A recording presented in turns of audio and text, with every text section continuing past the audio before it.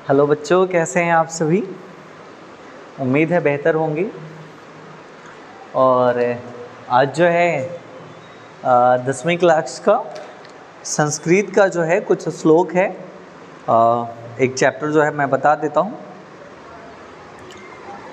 और उस चैप्टर का नाम है, बहुत अच्छा चैप्टर है संस्कृत। देखिए हमारे देश में जो है 0.01% जो है बोलने वालों की संख्या है, और संस्कृत के जानने वालों की संख्या है। ये संस्कृत के दयनीय स्थिति को बताता है कि जिस देश में संस्कृत का जन्म हुआ, जिस देश में संस्कृत का विकास हुआ, आज उसी देश में जो है संस्कृत की ऐसी स्थिति है। या हमारे देश के लिए जो है काफ़ी चिंता का विषय है, और हम लोगों को चाहिए कि इस भाषा को जो है बचाएं, ताकि जो है यह भाषा भी, हिंदी जानने वालों की संख्या 40% और संस्कृत जानने वालों की संख्या केवल 0.01%, यानी हजारों की भीड़ में जो है, लाखों की भीड़ में एक आध दो या कुछ लोग महज आपको मिलेंगे जिनके पास संस्कृत की अच्छी नॉलेज होगी। तो ये दयनीय स्थिति है संस्कृत की, इसके ऊपर ध्यान देने की आवश्यकता है। और चूँकि 10वीं क्लास में संस्कृत पढ़ना है, क्योंकि यह ये अनिवार्य विषय के रूप में जो है बिहार बोर्ड में इसको दे दिया गया है, अतः इस उद्देश्य से कि केवल अंक लाने हैं, इसी उद्देश्य से जो है बच्चे पढ़ते हैं, जो अनुचित है। खैर, तो अब सरकार नहीं सही तो कम से कम शिक्षकों का तो दायित्व तो बनता है कि जो भी खामियां हैं उन सब के बारे में बताने, क्योंकि संस्कृत ही सभ्यता है। हमारे भारतीय सभ्यता की पहचान, उसकी सुंदरता संस्कृत से। जिस दिन हमारे देश में संस्कृत समाप्त हो गया, ये जो 0.01% भी बच रहा है ना, अगर ये भी समाप्त हो गया तो फिर कुछ कह नहीं सकते कि हमारे देश में, मतलब हमारी भारतीय सभ्यता जो है, समझिए कि उस दिन से जो है बुरे दिन शुरू हो जाएंगे। अतः इसकी रक्षा आवश्यक है, इसे बचाएं। तो ये कक्षा 10 का जो है 7वां पाठ है, नीति श्लोका। ये 10वां पाठ है, नीति श्लोक। तो इसका पहला श्लोक जो है अभी मैं बताता हूँ आपको।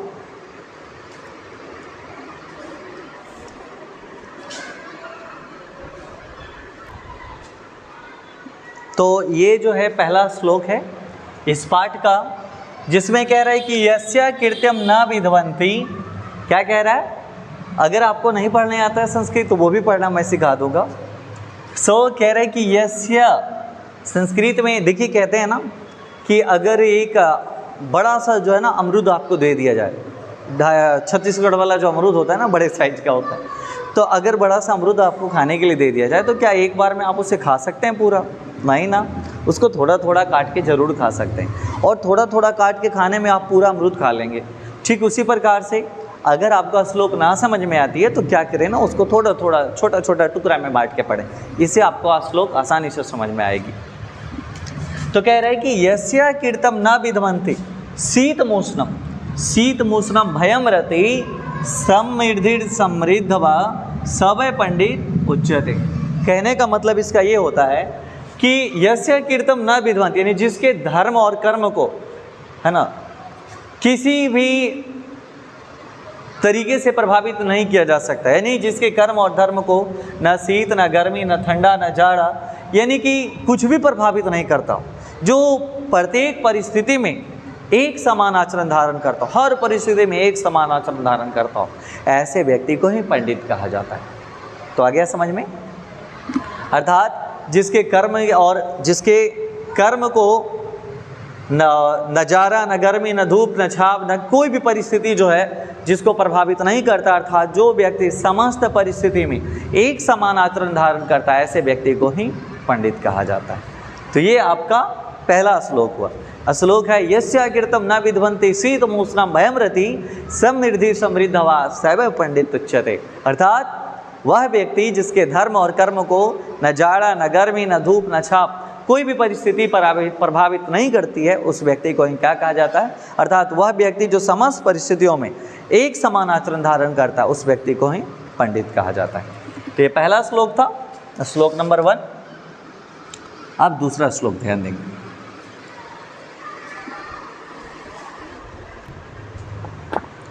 देखिए, तो श्लोक नंबर दूसरे श्लोक में कह रहा है कि तत्वज्ञ सर्वभूतानां योगज्ञ सर्वकर्मणां उपाज्ञो मनुष्याणां नरः पंडित उच्यते। मतलब कह रहा है कि जो तत्वज्ञ सर्वभूतानां योगज्ञ है ना, तत्वज्ञ सर्वभूतानां योगज्ञ सर्वकर्मणां उपायज्ञो मनुष्याणां नरः पंडित उच्यते। अर्थात जो समस्त तत्वों को जानने वाला हो, समस्त योग को जानने वाला हो, जो समस्त उपायों को जानने वाला हो, अर्थात जो समस्त चीज़ों को जानने वाला हो, उस व्यक्ति को ही क्या कहते हैं? वह व्यक्ति नरों में उच्च माने जाते हैं और ऐसे व्यक्ति को ही पंडित कहा जाता है। तो जो सभी प्रकार के उपायों को जानने वाला हो, सभी कर्मों को जानने वाला हो और जो मनुष्यों में श्रेष्ठ माना जाता हो, उस व्यक्ति को ही क्या कहा जाता है? पंडित कहा जाता है। सर्व तत्वज्ञ सर्वभूतानां योगज्ञ सर्वकर्मणां उपाज्ञो मनुष्याणां नरः पंडित उच्यते। इसके बाद आप तीसरे श्लोक की ओर चलेंगे।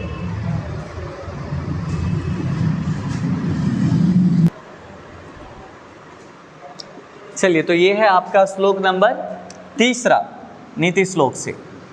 इस श्लोक में कहा गया है अनाहूत प्रविशति अपृष्ठो अबहुभासते अविश्वस्ते विश्वसेति मूढ़ चेता नराधम। फिर से ध्यान से देखिएगा, कह रहे अनाहूता प्रविशति अपृष्ठो बहुभासते अविश्वस्ते विश्वसेति मूढ़ चेता नराधम। कहने का मतलब है अनाहूता प्रविशति, जो बिना बुलाए घर में घुस जाता हो, अपृष्ठो बहुभासते, बिना कुछ पूछे बोलता रहता हो, अविश्वस्ते विश्वसेति, जो विश्वास करने योग्य ना हो उस पर भी विश्वास करता हो, मूढ़ चेता नराधम। ऐसे व्यक्ति नरों में मूर्ख माने जाते हैं, ऐसे व्यक्ति को ही नरों में मूर्ख माना जाता है। फिर से अनाहूता प्रविशति, अर्थात जो बिना बुलाए घर में प्रवेश कर जाता हो, अपृष्ठो बहुभासते, जो बिना कुछ पूछे बोलता रहता हो, अविश्वस्ते विश्वसेति, जो विश्वास करने योग्य ना हो उस पर भी विश्वास करता हो, मूर्ख चेता नराधमा, ऐसे व्यक्ति को ही नरों में मूर्ख माना जाता है। तो ये था आपका तीसरा श्लोक। 3 श्लोक समाप्त हो गए। अब चौथे श्लोक की ओर फिर से एक बार बता देता हूँ। तीनों श्लोक आपके सामने हैं। पहला क्या था? यस्य कीर्तम ना विध्वंति शीतमुष्णम भयम रति समृद्धिर समृद्धवा सभय पंडित उच्यते, ये पहला श्लोक था। दूसरा श्लोक क्या था? तो तत्वज्ञ सर्वकर्मणाम उपाज्ञो मनुष्याणाम तत्वज्ञ सर्वभूतानाम योगज्ञ सर्वकर्मणाम उपाज्ञो मनुष्याणाम नरः पंडित उच्यते। क्षमा चाहेंगे, तो प्रथम पंक्तियाँ थोड़ी सी, उसके बाद तो ये तो दूसरा श्लोक था। तीसरा अनाहूता प्रविशति अपृष्ठो बहुभासते अविश्वस्ते विश्वसेति मूढ़ चेता नराधम। तो ये 3 श्लोक का अर्थ अभी आपको बताया गया। अब चौथा श्लोक आपको बताते हैं। तो चौथा श्लोक जो है, अब देखिए ये चौथा श्लोक में कह रहा है कि एको धर्मा परम श्रेय क्षमय का शांति रुत्तमा विद्या का परमा तृप्ति अहिंसक सुखावह। अर्थात एको धर्मा परम श्रेय क्षमय का शांति रुत्तमा, तो सबसे बड़ी श्रेष्ठता जो है क्या होती है? धर्म की रक्षा करना, है ना। क्षमा करने से शांति कायम होती है।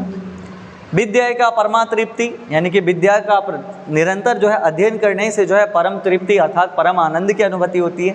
और अहिंसक है सुखावह, अर्थात अहिंसात्मक आचरण धारण करने से सुख में वृद्धि होती है।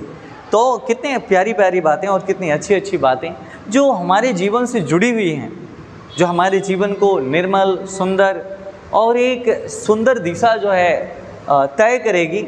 संस्कृत के श्लोकों में इन समस्त मार्गदर्शन को जो है संप्रेषित किया गया है और बखूबी इसका निरूपण किया गया है।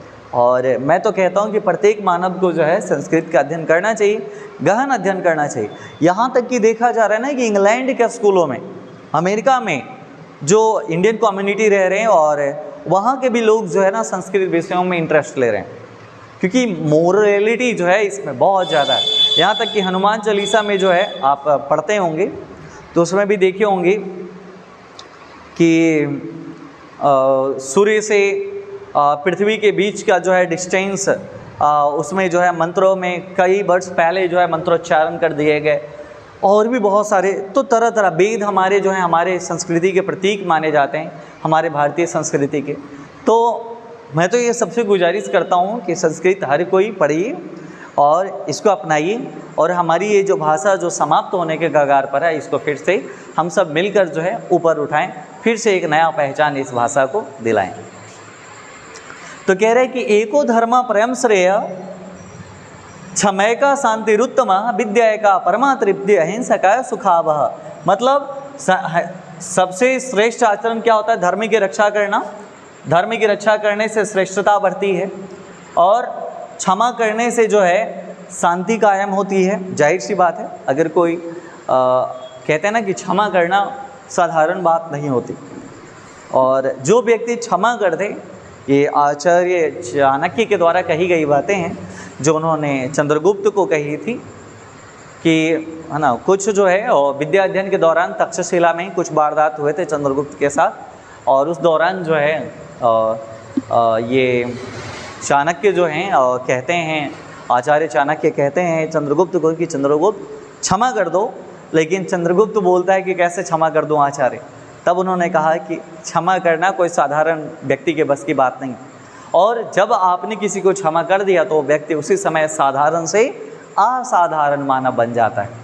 तो क्षमा करने से शांति कायम होती है, और विद्या का परमा तृप्ति, और विद्या अर्जित करने से परम आनंद की अनुभूति होती है, और अहिंसक है सुखावह, अर्थात अहिंसात्मक आचरण धारण करने से सुख में वृद्धि होती है। ये आपका चौथा श्लोक था। इसके बाद अब 5वें श्लोक की ओर आगे बढ़ेंगे।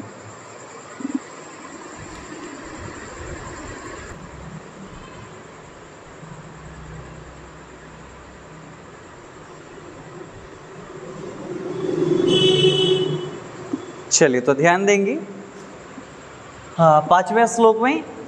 तो 5वां बहुत ही प्यारा, बहुत ही सुंदर श्लोक है, और इस श्लोक में बताया गया है कि त्रिविधम नरक छेदम द्वारम नासन्नात्मना काम क्रोधस्तथा लोभात्मा देतम त्रयम तरजेत।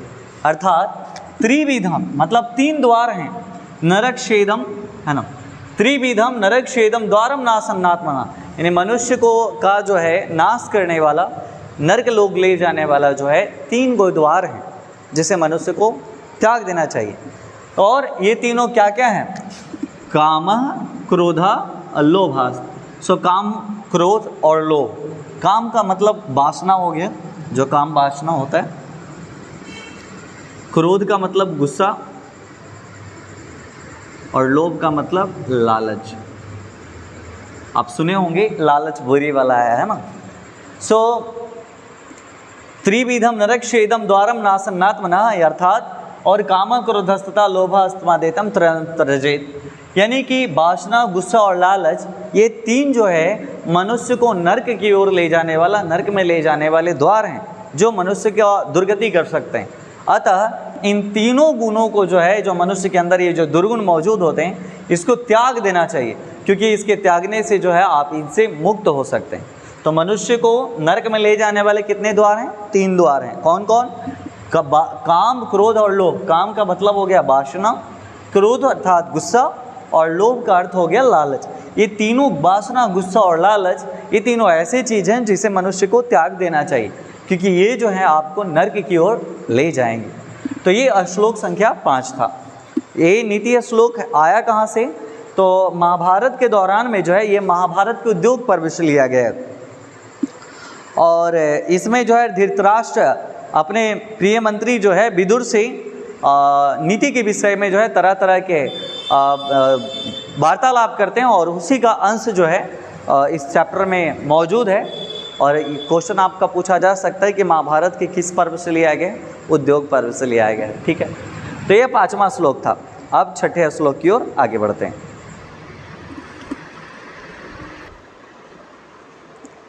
तो अब देखेंगे श्लोक संख्या 6। श्लोक संख्या 6 में जो है कह रहा है कि षट दोषा पुरुषेण हातव्ये भूतिमीक्षुता, निंद्रा, तंद्रा, भयम, क्रोधम, आलस्यम, दीर्घसूत्रता। तो ये जो है ये आपका ये भी नीति श्लोक से संबंधित है, और इसमें कहा जाता है कि षट दोषा पुरुषेण, मनुष्य में 6 प्रकार के दोष पाए जाते हैं। कितने प्रकार के? 6 प्रकार के, जिन दोषों को जो है मनुष्य को त्याग देना चाहिए। और ये 6 दोष कौन कौन से हैं? निंद्रा, तंद्रा, भयम, क्रोधम, आलस्यम, दीर्घसूत्रता। ये छह जो है मानव में दोष है, निंद्रा अधिक नींद लेना, तंद्रा है ना, उसके बाद भय अर्थात डर लगना, क्रोध अर्थात गुस्सा, आलस्य है ना जो लेजीनेस समझते ही हैं, और दीर्घ सूत्रता अर्थात किसी भी कार्य को लंबे समय तक टालने की आदत। यह छह मनुष्य में दोष पाए जाते हैं, और अगर ये मानव छह दोषों को तिरस्कार कर दे, इन छह दोषों को अपने शरीर से गायब कर दे, तो मनुष्य जो है मुक्त हो सकता है, अर्थात आगे अपने जीवन में वो अपनी सफलताओं को हासिल कर सकता है। तो मनुष्य के अंदर ये छह प्रकार के दोष पाए जाते हैं जिसे मनुष्य को त्याग देना चाहिए, और वे छह दोष कौन कौन से हैं? निंद्रा, तंद्रा, भयम, क्रोधम, आलस्यम, दीर्घसूत्रता। तो ये छठा श्लोक था, याद रखिएगा। षड्दोषा पुरुषेणे हातव्य भूते भिक्षता, निंद्रा, तंद्रा, भयम, क्रोधम, आलस्यम, दीर्घसूत्रता। ये छठा श्लोक संपन्न हुआ। मुझे पंडित जी ना समझें, खैर। तो इसके बाद जो है 7वां नंबर का श्लोक है जो आप लोग को इसके बाद बता देता हूँ।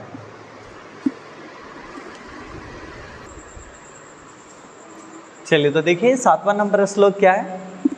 कह रहे कि सत्येन रक्षते धर्मो, अर्थात सत्य बोलने से धर्म की रक्षा होती है। सो सत्येन रक्षते धर्मो विद्या योगेन रक्षते। तो विद्या अध्ययन करने से क्या बढ़ती है? योग्यता बढ़ती है ना। मिर्जया रक्षते रूपम, अर्थात प्रतिदिन स्नान करने से सुंदरता कायम रहती है। और कूलम वृत्तेन रक्षते, और अच्छे आचरण धारण करने से जो है ना कुल का मान बढ़ता है। तो फिर से सत्येन रक्षते धर्मो विद्या योगेन रक्षते, मिर्जया रक्षते रूपम, कूलम वृत्तेन रक्षते। अर्थात फिर से पुनः बता देता हूँ, सत्येन रक्षते धर्मो, अर्थात सत्य बोलने से धर्म की रक्षा होती है। विद्या योगेन रक्षते, अर्थात विद्या अध्ययन करने से योग्यता बढ़ती है। मैं अगर जितना भी पढ़ूंगा, जितने भी जानकारियाँ इकट्ठा करूंगा, तो मैं आगे ही तो जीवन में बढ़ता जाऊंगा, हमारे अंदर योग्यता और बढ़ती जाएगी। तो विद्या निरंतर अध्ययन करने से मानव में योग्यता बढ़ती है। और वैसे भी कहते हैं कि मनुष्य को जो है सदैव कुछ सीखते रहना चाहिए।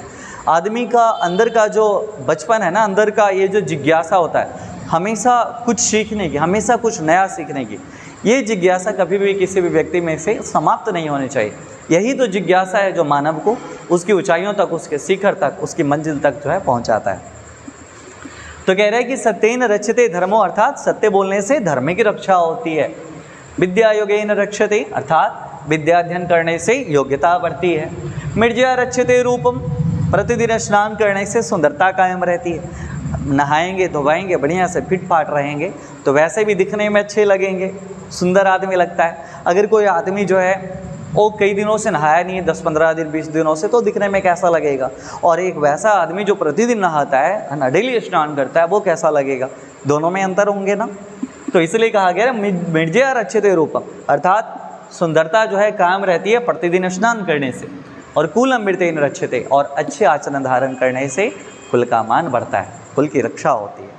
तो ये था 7वां श्लोक। इसके बाद 3 और श्लोक हैं, जिसमें से एक और श्लोक बता देता हूँ, बाकी आगे के अध्याय में 2 श्लोक जो शेष रहेंगे शॉर्ट्स के तौर पे, या प्रयास करूँगा कि आगे बता दूँ। तो बता देता हूँ श्लोक संख्या 8। चलिए तो श्लोक संख्या 8 देखेंगे।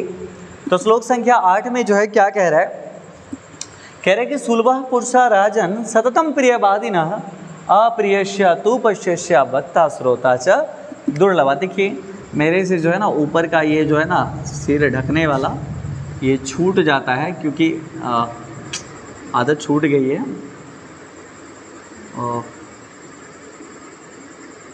हालांकि ये जो आवश्यक है, ये नहीं छूटना चाहिए आप लोगों का, इसका ख्याल रखें। तो सुलभा पुरुषा राजन सततम प्रियवादिना अप्रियस्य तु पश्यस्य भक्ता श्रोता च दुर्लभ। अर्थात बातों के क्रम में जो है विदुर किसको कहते हैं? धृतराष्ट्र के प्रश्नों को उत्तर देते हुए कहते हैं कि हे धृतराष्ट्र, यानी हे राजन, क्या बोलते हैं कि सुंदर वचन बोलने वाले और सुंदर वचन सुनने वाले लोग आसानी से मिल जाते हैं। बड़ा ही सुंदर बात वो कहते हैं धृतराष्ट्र को, कहते हैं हे राजन, सुंदर वचन बोलने वाले और सुंदर वचन सुनने वाले लोग आसानी से मिल जाते हैं, लेकिन हितकारी मतलब अपने फायदे के लिए, तो हितकारी कटु वचन को सुनकर भी कोई दुखी ना हो, ऐसे व्यक्ति जल्दी नहीं मिलते, ऐसे व्यक्ति को मिलना दुर्लभ। तो फिर से सुलभा पुरुष राजन सततम प्रियवादिनः अप्रियस्य अतुपस्य भक्ता श्रोता च दुर्लभा। मतलब सुंदर वचन बोलने वाले और सुंदर वचन सुनने वाले लोग आसानी से मिल जाते हैं, लेकिन हितकारी कटु वचन, हितकारी का मतलब हो गया जैसे माता पिता बच्चों को किस लिए डांटते हैं, किस लिए बोलते हैं, उनकी भलाई के लिए, ताकि उनका भविष्य अच्छा हो, सुंदर हो और वो जीवन में आगे बढ़ें, इसलिए बच्चों को डांटते हैं। लेकिन बच्चों को बहुत तकलीफ होती है, कहते अरे हमारे माता पिता जी अक्सर डांटते रहते हैं, उनका बिहेव अच्छा नहीं है, ऐसा वैसा। लेकिन किसके लिए वो डांटते हैं? आप ही की भलाई के लिए डांटते हैं। ठीक वैसे ही जो है स्कूल में शिक्षक डांटते हैं, है ना, कभी कभी ज़रूरत पड़ने पे दक्षिणा भी देते हैं, इसको गुरु दक्षिणा के नाम से जाना जाता है। तो इन नाजुक हाथों पर जो है, इन कोमल हाथों पे शिक्षकों की जो है और प्यारी प्यारी छड़ियाँ पड़ती हैं, तो वो किस लिए होती हैं? आपके भविष्य निर्माण के लिए ही उठती हैं, क्योंकि इनसे जो है आपका सही मार्ग जो है मिलता है, एक सही डायरेक्शन मिलता है और आप अपने मंजिल तक पहुंचते हैं। कहते हैं ना कि एक पत्थर को भी जो है मूर्ति बनने के लिए, पूजे जाने के लिए जो है छेनी हथौड़ी की मार सहनी पड़ती है, बहुत कष्ट सहनी पड़ती है, तब जाके वो मंदिर में पूजे जाते हैं और एक मूर्ति का निर्माण हो पाता है।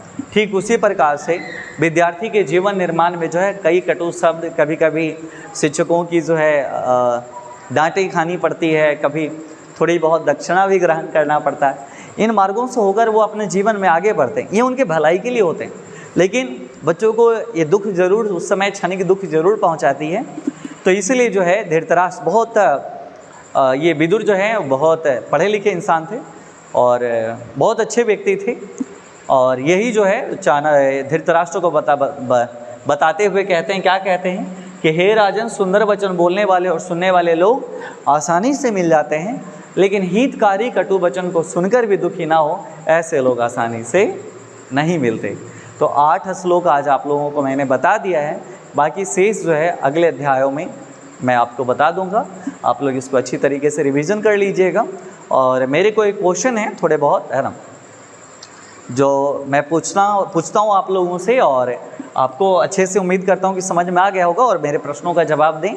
पहला मेरा क्वेश्चन है कि नीति श्लोक जो पाठ है ये महाभारत के किस पर्व से लिया गया है? आप गौर से पूरा वीडियो को देखेंगे तो आपको याद आ जाएगा कि, है ना, कहाँ से लिया गया है। तो पहला क्वेश्चन यही है कि यह जो चैप्टर है नीति श्लोक, ये महाभारत के किस पर्व से लिया गया है। दूसरा क्वेश्चन है कि धृतराष्ट्र के प्रश्नों का उत्तर इसमें कौन दे रहे हैं। और तीसरा क्वेश्चन है कि मनुष्य में को नरक में ले जाने वाले कितने द्वार होते हैं। तो हमारे इन 3 प्रश्नों का उत्तर जो है आप हमारे कमेंट बॉक्स में ज़रूर दें, मैं चेक करूंगा आपका आंसर सही है या गलत। और बाकी मिलते हैं फिर अगले एपिसोड में, बने रहिए इस पे चैनल के साथ। धन्यवाद।